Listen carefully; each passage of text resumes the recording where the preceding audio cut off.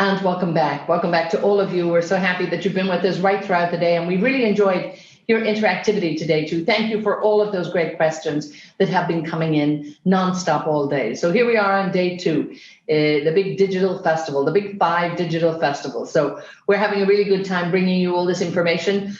I hope you're enjoying it. Do send us your comments. We're always really happy to hear from you. And it's been great to see people signing in from around the world all day. Now, also, I'm so excited that obviously project management professionals are signing in. And so many of you, and particularly for this upcoming session, I know you're going to get great value out of it. And not only are you going to get value out of it, you're actually going to get 1 PDU for watching this session and staying with us. So I'm really expecting some wonderful questions to come out of this one. So, you know, eyes focused, and of course you can claim the PDU. It will be shared in the chat box.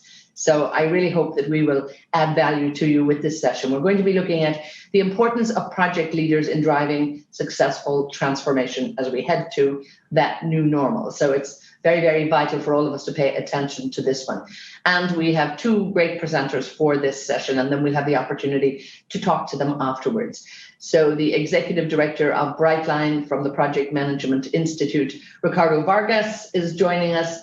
And also we're going to hear from the Director of Operations for Brightline, again, the Project Management Institute, Tahirou Assane. So our 2 great presenters, I'm going to hand over to them now, and I'll be back shortly and we'll continue our Q&A and make sure you get that PDU. Okay, we'll be back with you shortly. I'll hand it over to our presenters. Thank you very much, Edna, for the kind introduction. Good morning, good afternoon, good evening, everyone. It's a great pleasure for us to be here to talking about driving successful innovation and the concept of the new normal. And one thing that I want to start with is by trying to show you a story where we all know how it ended. But let's try to go back a little bit in time and try to understand what happened between Blockbuster and Netflix. And I want to start by showing you this chart. This chart is the revenue of Blockbuster over time and Netflix over time. And I want just to start asking you to put yourself in the shoes of the CEO of Blockbuster in 2019. How do you see your business? Okay, your business is declining, but it's a quite solid business, right? We are talking about 5 billion in revenues, and you have a decent competitor coming up, that is Netflix, but it's still, I would say, something like 5 times, a little bit less than 5 times smaller than you. Imagine at that point, which kind of action do you need to put in place to transform Blockbuster? And did you see that it's not very easy? It's very easy for us to go back. It's very easy for us trying to understand why we didn't prevent ourselves on coronavirus. So it's very easy to look back. It's not so easy to look forward. At that time, he thought that it was just some adjustments that they need to do in Blockbuster, trying to engage Blockbuster with other services, adding some stuff on their own business, but they didn't transform themselves in reality. And what happened? This is how it ended. In 1 year, from 5 billion to zero. And this is what is happening. Just to give you a number, in the US today, around 26 large retail corporations filed for bankruptcy in the past 5 months. So it's a dramatic thing. And of course, now let's try to look forward. So we saw that Netflix really destroyed the business of Blockbuster. But right now, what we can see Disney Plus happening. We can see Apple Plus. We can see all this environment coming up. And my question to you now, imagine that you are on the shoes of Reed Hastings and trying to figure out what to do. And this is what transformation is about. Transformation refers to an organization achieving a sustainable quantum leap. It's not an improvement, but a quantum leap improvement in performance, while transforming the mindset of employees and the culture of organization.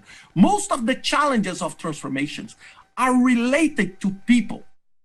And the first risk that CEOs see today, if you follow Wall Street Journal, is the transformation risk. 70% of large-scale transformation fail. It's almost $1 trillion every year. These numbers are for 2018. I don't want to even see the numbers of 2020. And for me, the key point, and for me, the most scary information came from Gallup.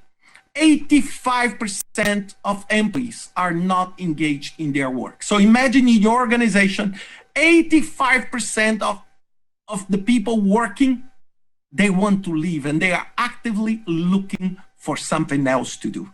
And this is what is behind our transformation process. So now I will turn to my friend Tahirou that will start talking to you a little bit deeper about the transformation. Thank you so much, Ricardo, for this introduction. Good morning, all. Good afternoon, wherever you are. I'm very pleased to be here to discuss the transformation within organization and what is required to make transformation successful. Of course, we'll be talking about construction as well and how the construction industry is also changing. But to start with, let's discuss some of the challenges that we're seeing, some of the things that organizations are facing. Ricardo mentioned the fact that employees are not engaged and do not feel ownership of strategy and transformations. And one challenge that we also see is when organizations are going through transformations, they bring external consultants and they think that the external consultant will be the one driving the transformation. What we see is reality is far from that. The next thing is, why are organizations doing transformation? And that why in many organizations is not clear. So it's not also aligned with the customer needs and the broader trend that we see. And these are some failures that we see. In addition to these three, another thing that we see is that, again, there are very, very much some infighting within the organizations. There are silos. Basically, the right hand does not know what the left hand is doing. And then there is also a failure to align with employees' aspiration. People feel like, okay, this is the North Star of the organization, and then all of a sudden everybody needs to align with that North Star. But what we see is people are key, and we need to align with people's aspirations. The next one is the transformation is happening too slowly, meaning that it's not fed and things are not moving as quickly as possible. People feel like they have time, but there is not enough time. The last one is, of course, people bring many different methodologies, Agile, Six Sigma, and all these things. Don't get me wrong. These methodologies are fine, but there is no coherent unifying structure within the organization. And these create some challenges for the transformation within the organization. So when we were faced with all these, we wonder, what should we do? How can we help organizations be successful? And that's the big challenge that Brightline was trying to solve. And to do that, we went to Stanford, where we had a Professor Benam Tabrizi, who has been looking at this and who wanted to make some impact as well. And he did work on more than 1,038 transformations. He worked across 107 companies. And of course, there was an alignment there because he wanted to make a difference. We at Brightline, within PMI, we wanted to make a difference as well. So we partnered, and the next thing is history. Basically, we came up with the Brightline Transformation Compass. What I will do now is I'll go through the details of the individual piece of the Transformation Compass. And of course, when we'll be talking about the Transformation Compass, we'll be looking at the different blocks. But one thing that we need to keep in mind, one thing that is critical, is this Transformation Compass is people-centered. Because many times people talks about transformations, but again, it's kind of the transformation doesn't have soul. And what we try to do with the data that we saw before, people are disengaged. how do we build a transformation approach or compass that will help organization be successful?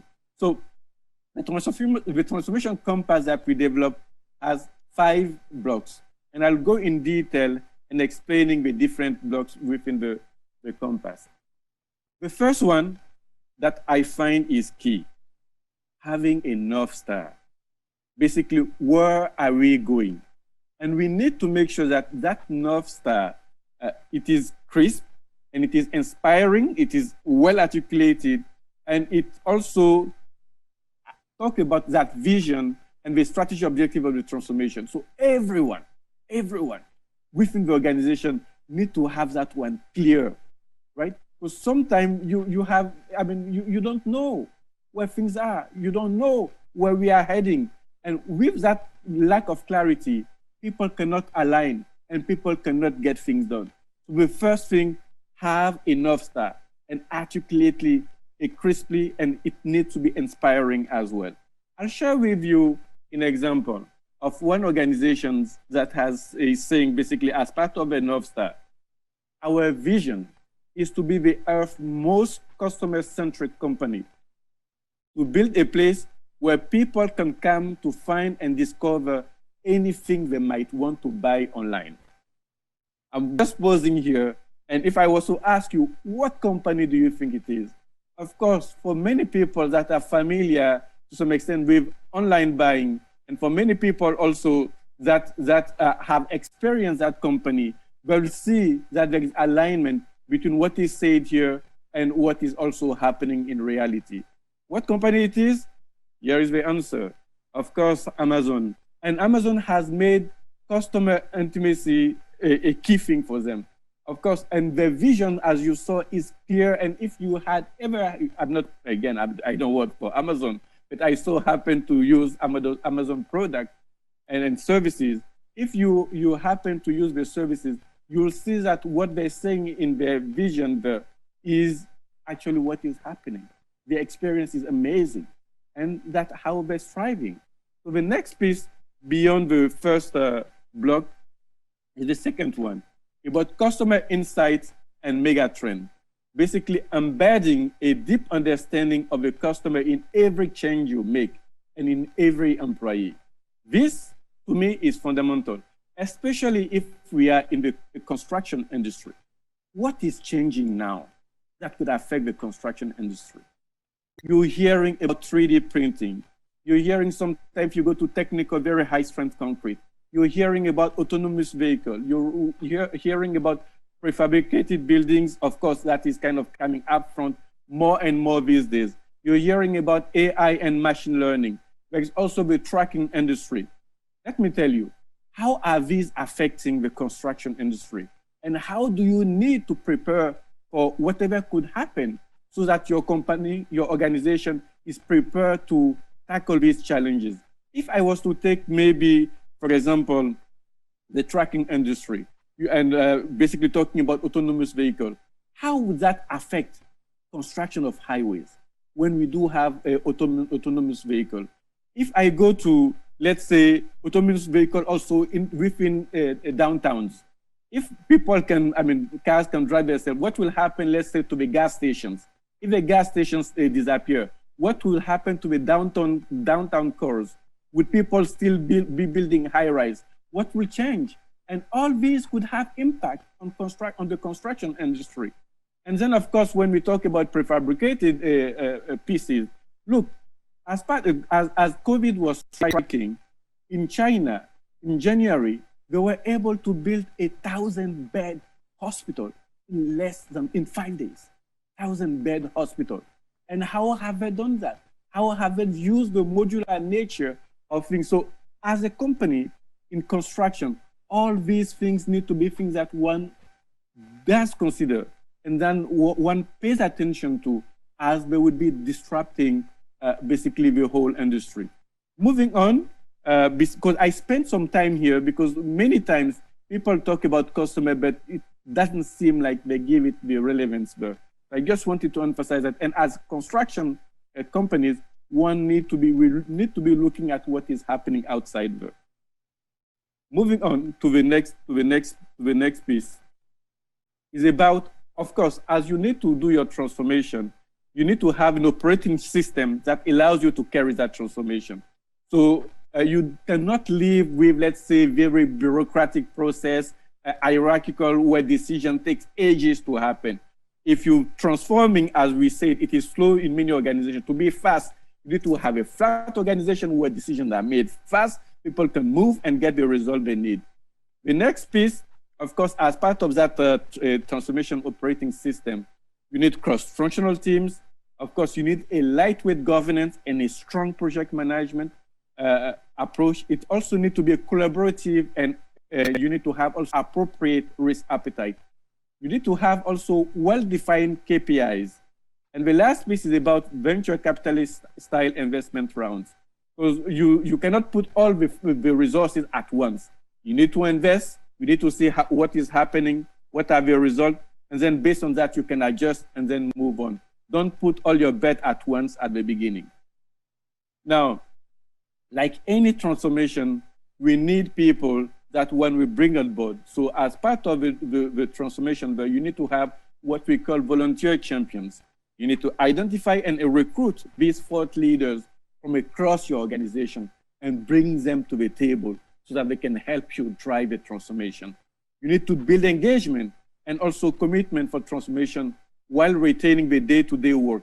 And then the last part of this process is this: by having these volunteer champions, you are also training your next generations of leaders so that they can go back to their work and make things happen.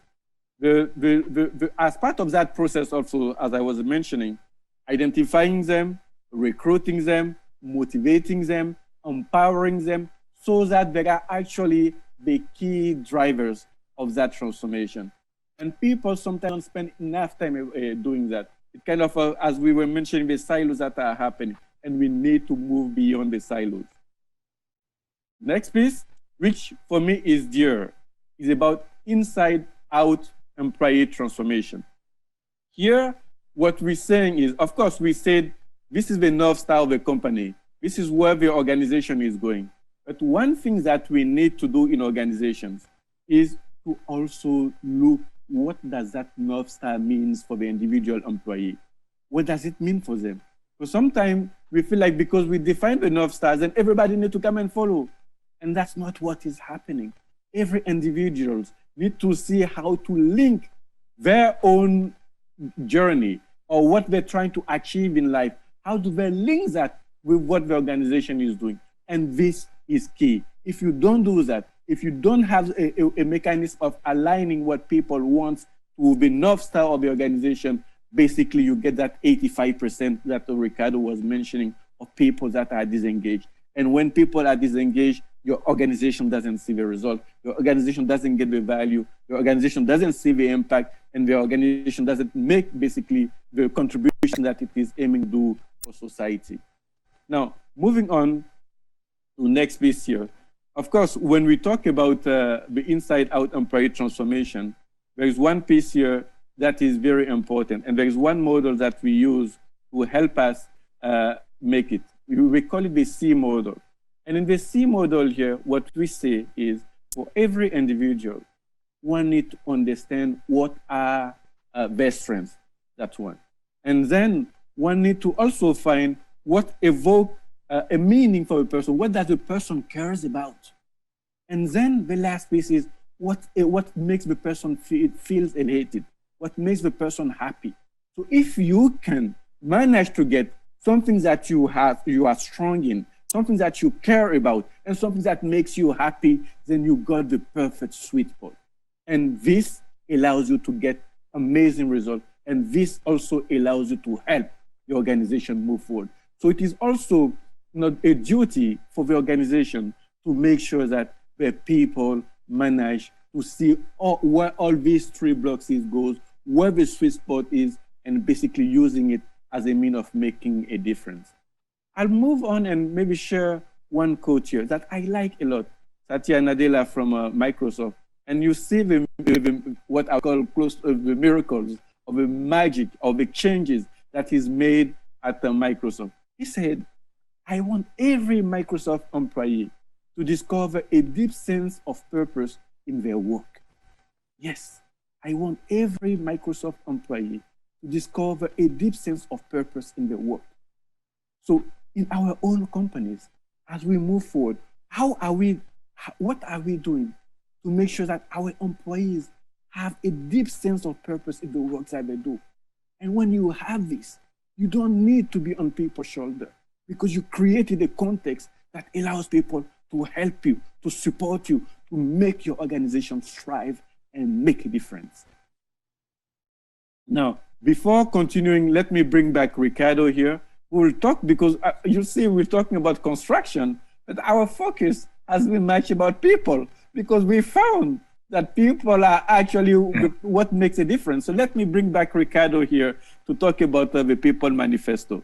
Yeah, and just thanks, Tahirou. And just to highlight, I'm a chemical engineer with master in industrial engineer and doctorate in civil engineer. Tahirou is also a civil engineer. It seems that we are psychologists, and it's not the case.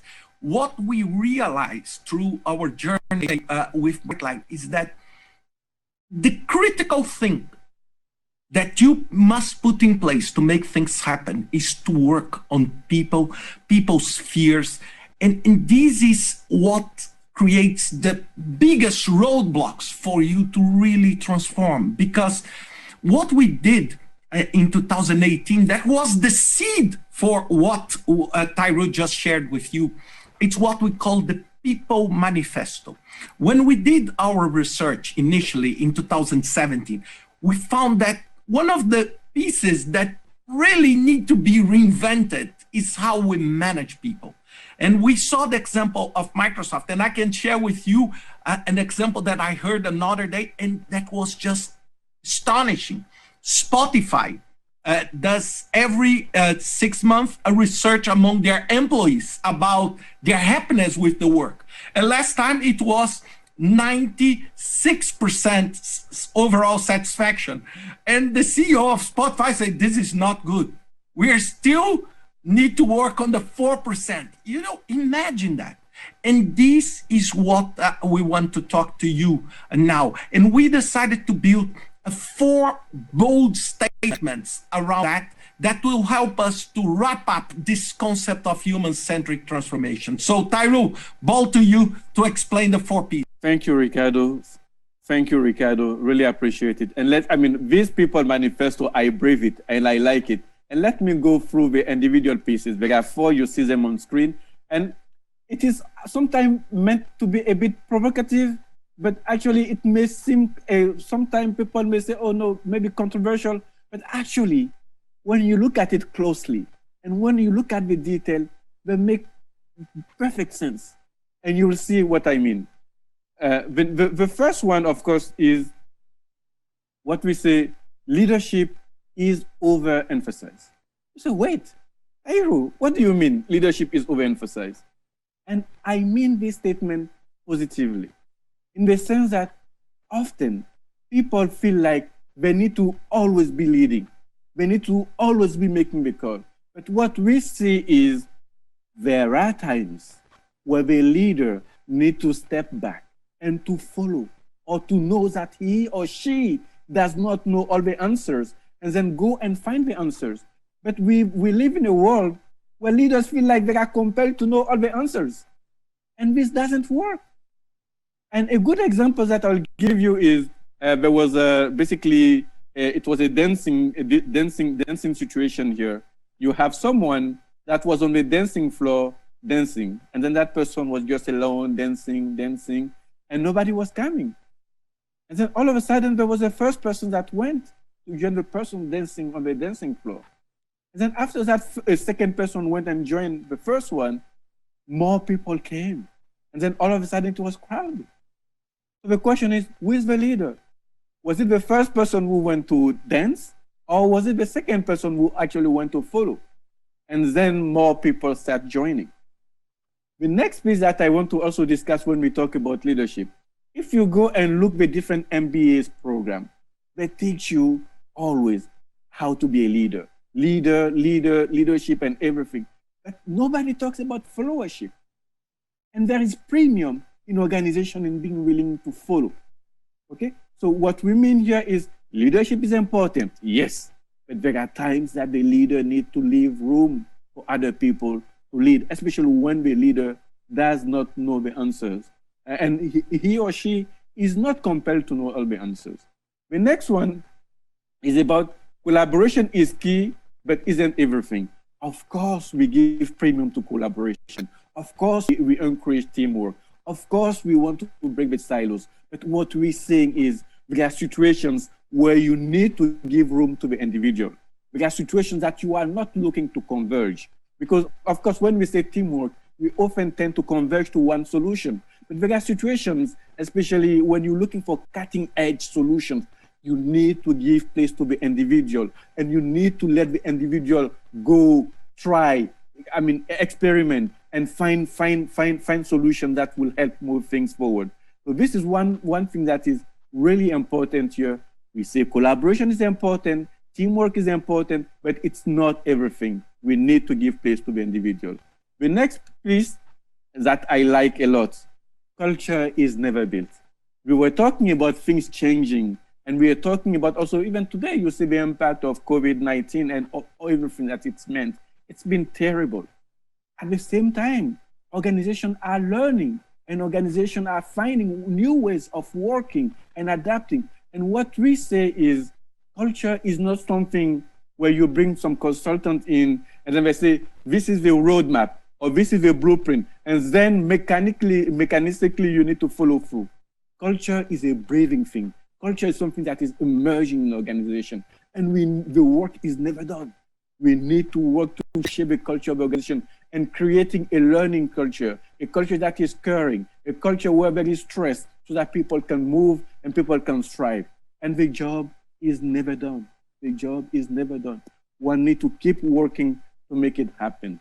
The last piece, I know Ricardo loves this one a lot, and actually Ricardo was key in making this one happen, is people act in their own self-interest. And you say, what? Hey, what do you mean? You meant to say something positive here. But then, yes, this is something positive. What we mean here is, and as I was talking about the transformation part and the people side, we need to know what things mean for the individuals. And people, if faced with a situation, will act in what makes sense for them. So then it is up to us in understanding what is in it for the individuals and creating the context where we take that one into consideration and where we create for room for the individuals also to be able to strive and use this as a way of moving forward. We cannot, and with the world where we live now, we cannot think that we can just dictate something from the top and making it happen. If we're in the construction industry, if we're in the pharmaceutical industry, whatever industry we are in, we need to look at the people within our organization and we need to give them the room and we need to take into account their interests as well. So these are the 4 tenets. They look simple, we call it people manifesto, but it could be hard to put in place. But if you manage to put this in place in your organization, if you manage to look at what we discussed as part of a compass, you are more likely to see positive change in your organization. So this takes us to pretty much the end of this presentation. Let me bring back Ricardo here on board so that we can again say thank you to you. Ricardo? Yeah.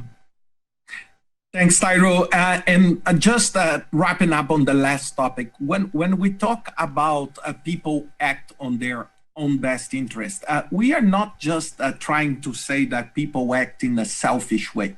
Even the fact of helping others, it's something that it's in your own interest. So, and if you do not connect, and this is the root of the transformation compass, if you do not connect these 2 things, organizations can go to a journey that people don't want to go.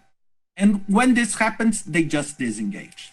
So you can download all of this. This is all available for free download. So you can go to brightline.org. You can download more information about the People Manifesto and more examples of it. And also the Brightline Transformation Compass. We are releasing very soon a set of videos that will help to guide you through that journey.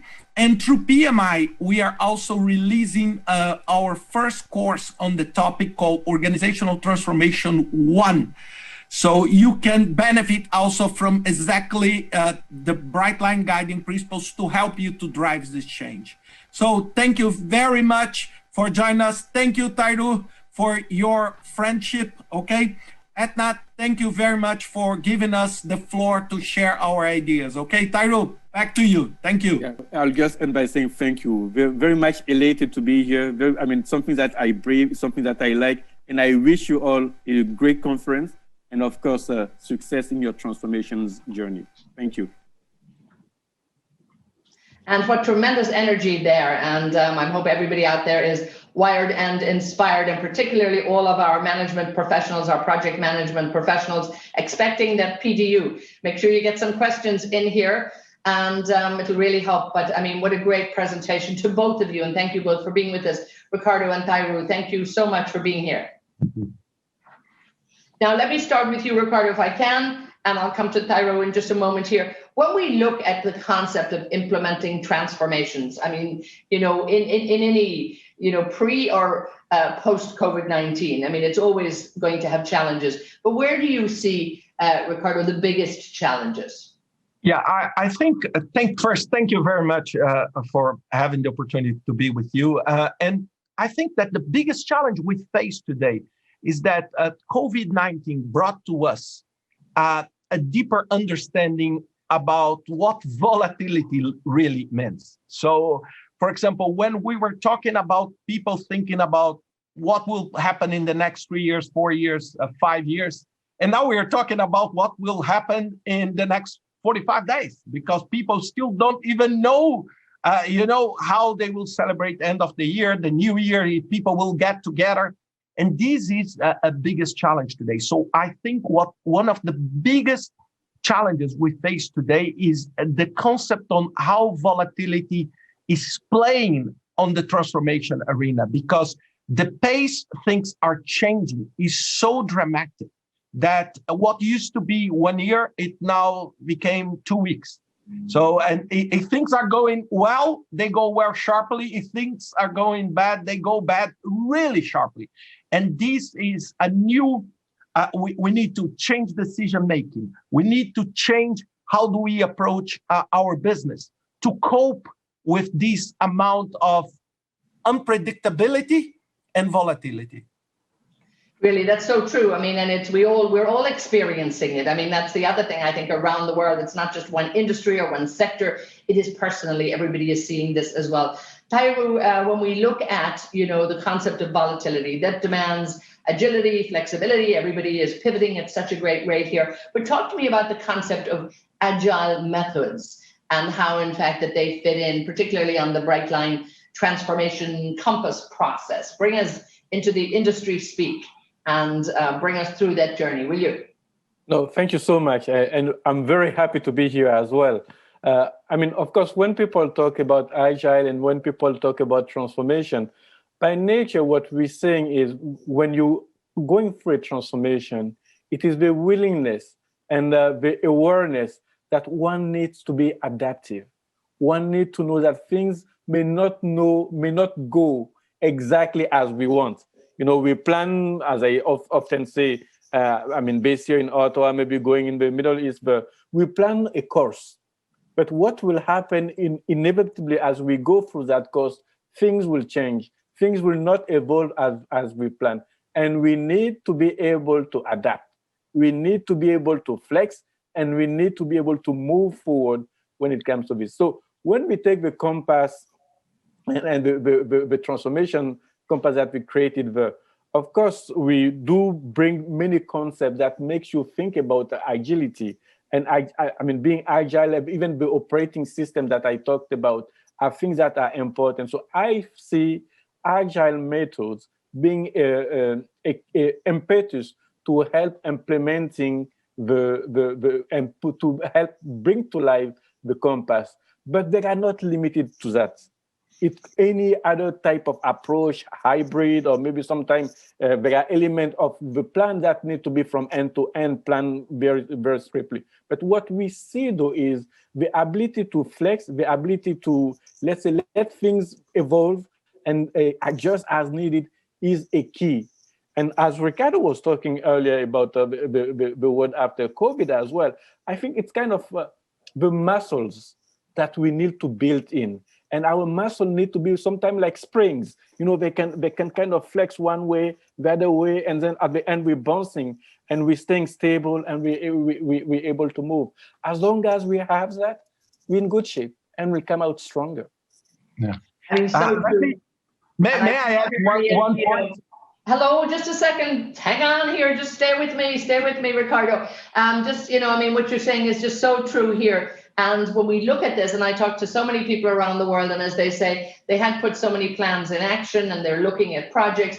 But then when COVID happened, they had to kick into gear and they had to deliver. And when we think about it, as they've said to me sometimes on panels like this too, sometimes perhaps we all overthink things. You know, it's about the fact that I think we really saw how people could adapt, how they could just kick into action and deliver. I mean, this is something, Ricardo, come in on this. You know, that you must have seen around the world that people just did what they had to do and actually came up with good results. Yeah, look, I cannot agree more with that. I just want to add one point. Most of the people, when we talk about the need for transformation, this is so obvious, right? Everybody say we need to transform, and it doesn't matter what your business is about, and if you're doing well or not so well. But the problem is that exactly what Tahirou said, is that you talk about change, you talk about transformation, but then you want to transform by doing the same. And you need your organization. Let me give you a very simple example. For example, you have the same bureaucratic process of procurement, and you want to move fast on buying things because you need to transform, but then your own structure drags you down. So this is why that piece of the transformation compass, the operating system, must be in an agile mindset. You need to change the way you operate, to be willing and able to move on this transformation. So this, for me, is one of the best points of joining the effort of agile and agility concept towards transformation. It's not just talk. You need to transform it in reality. And indeed, I think we see that in every industry, and every company really has to be looking at that. Tahirou, a few questions are coming in here, you know, from our project management professionals. They're following the instructions here. We're very excited. They'll get their PDUs at the end of this one here. But will Agile be considered, will it be consistent actually, and support the strong way in terms of the concept of leadership? I mean, does Agile by its very definition have to be flexible, you know? I would say so. I would say yes, because what I'll say is kind of thinking that okay, at the onset you have all the answers, and then at the onset you can chart the course and feel like you can follow it from point A to point B without necessarily making adjustment, without necessarily taking it in chunk. It's not the way things are shaping. Of course, I mean, if you are in a rigid, let's say, construction plan, a construction project or so, I mean, you have to put a foundation. The place where you need to put that foundation is known, okay? So that I'm going very technical here. The place that you need to put the foundation is very solid, and then you cannot move it to another place. It has to be where you decided. But even in that window, as part of a process of designing that foundation and bringing it to life, there is a design process.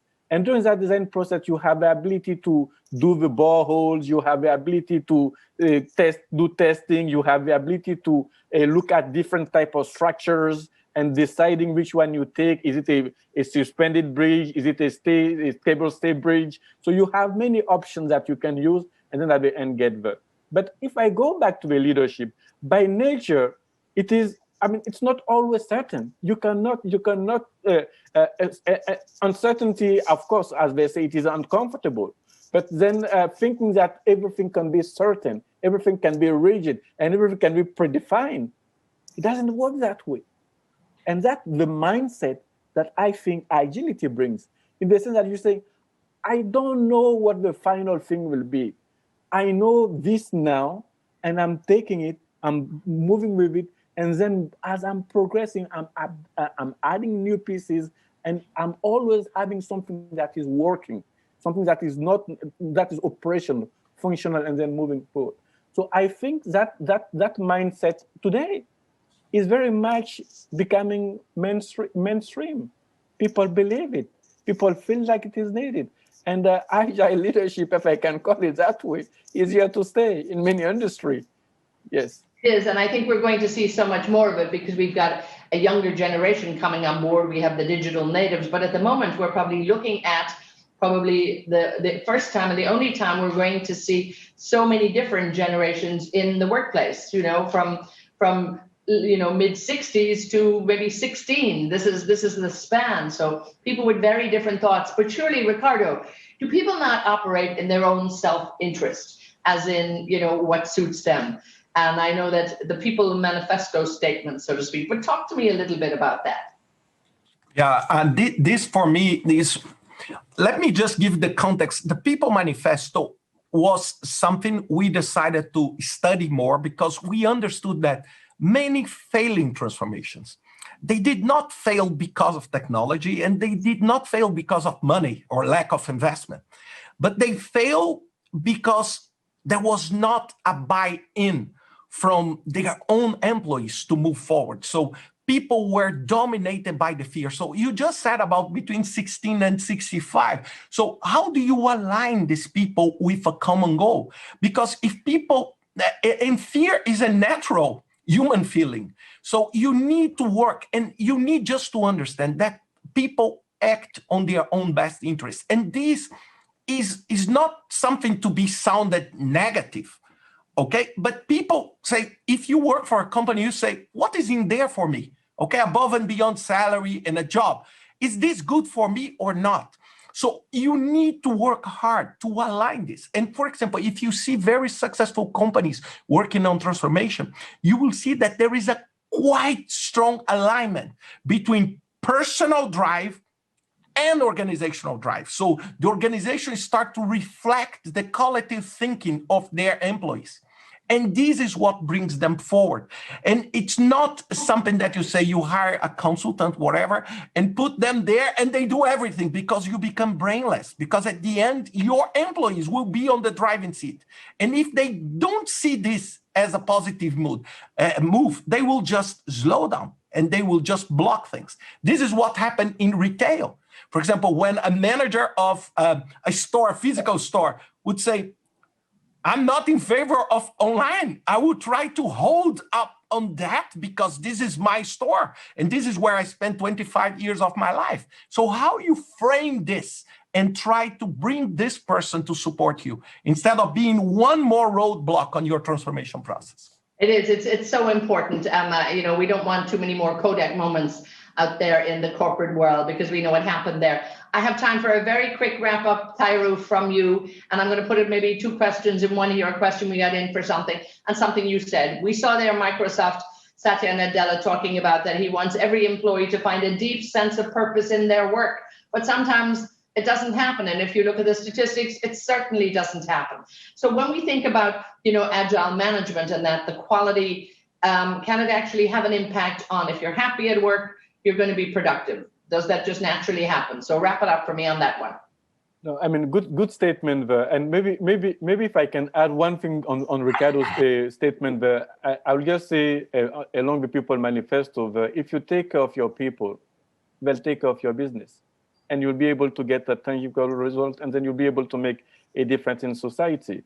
So that one thing there that I think people need to find. Of course, now if you go back to the research too, and where we were saying like 85% of people are disengaged, or maybe sometimes actively disengaged, I think there is a way of creating that context where people can be engaged and people can find what it means for them to have. I mean, Ricardo talks about passions, joy, to give a meaning to what they're doing, and it may sound a bit maybe sad also, but to say that, of course, leadership sometimes also need to help people discover that, right? Because sometimes someone may be in one place, maybe that very might be the place for the person, and that's what you wish, that's what you want for the person.